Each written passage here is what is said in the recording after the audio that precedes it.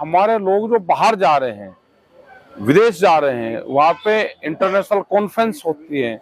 हमारा संगठन पिछले 25-30 साल से बाहर काम करता है इंटरनेशनल स्तर पर।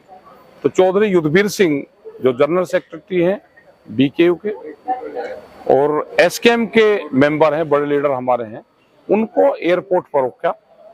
इससे पहले भी घटना हुई कि एयरपोर्ट पे कुछ लोगों को रोका और कहते हैं कि दिल्ली में जो आंदोलन है उसके जो केसेस है वे हैं, लेकिन उनको उसके बाद में फिर जाने दिया। तो क्या केसेस बिना कोर्ट के खत्म हो गए? तो ये लगता है कि इंटेंशन रोका जाता है। युद्धवीर सिंह इसके बीच में जब आंदोलन खत्म हुआ 21 और 22 के बाद में, उसके बाद में 3 बार वे बाहर गए। वे यूरोप गए, वे श्रीलंका गए, वे नेपाल गए और अब ये बाहर अभी भी गए, कोलंबिया जा रहे हैं। तो अब इनको रोका। तो ये सरकारों की इंटेंशन लगती है कि कभी भी नोटिस भेज दो और कभी भी किसी को रोक सकते हैं। लेकिन सब जिस प्रकार से पिछले दिनों पत्रकारों की गिरफ्तारियां हुई, बुद्धिजीवियों की गिरफ्तारियां हुई या उनको बातचीत बुलाया गया जांच के लिए, क्या भविष्य में लग रहा है कि ये किसानों को भी टारगेट करेंगे? बिल्कुल टारगेट करेंगे, लेकिन हम उसके लिए तैयार हैं। किसान संगठन देश में मजबूत है, उसके लिए मूवमेंट करा जाएगा। तो आपका भविष्य है क्या, कोई आंदोलन कर रहेगा इस मुद्दे? ये पूरे नहीं इस मुद्दे पर तो नहीं। इस मुद्दे पर तो हम 11 दिसंबर को एक ज्ञापन डीएम को देंगे, भारत सरकार को वो जाएगा, वो सब स्टेट में होगा, वो प्रोग्राम वो करेंगे।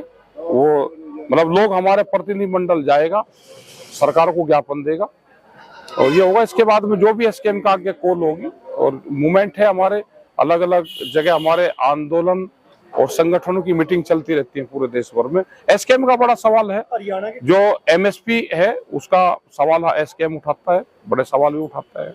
हरियाणा के कृषि मंत्री जयप्रकाश दलाल ने जिस प्रकार से बयान दिया है किसानों के बारे में, उस पे क्या कर रहे हैं? वो गलत है। स्पष्टीकरण उनकी पार्टी को देना है। उसमें वो उसका व्यक्तिगत बयान था या सरकारों का उस पर क्या है, बीजेपी के जो नेता है उनका क्या रुख उस पर बयान पे है, वे उससे अलग है या सबकी सहमति उसके साथ में है, ये भी स्पष्ट उन्होंने नहीं करा।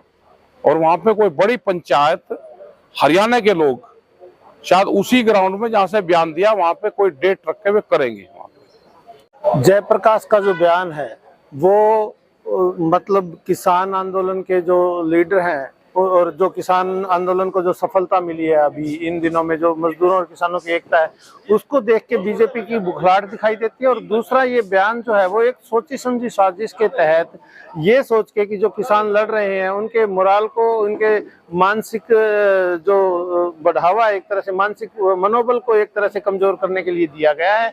लेकिन आपको मैं बताऊं कि जो जयप्रकाश दलाल ने ये बयान दिया है, इसका खामियाजा जयप्रकाश दलाल को राजनीतिक तौर पे बड़े भारी कीमत इसको चुकानी पड़ेगी। भविष्य में क्या प्लानिंग है हरियाणा के किसानों की इसके बारे में कि इसका जवाब दें? भविष्य में भाई बिल्कुल हरियाणवी लहजे में आपको बता देते हैं साथी कि भविष्य में जयप्रकाश दलाल के लिए हरियाणा की जमीन को हम इतना गर्म कर देंगे कि जयप्रकाश दलाल तो छोड़ो, बीजेपी के मंत्री भी हरियाणा की सड़कों पे पांव नहीं रख पाएंगे।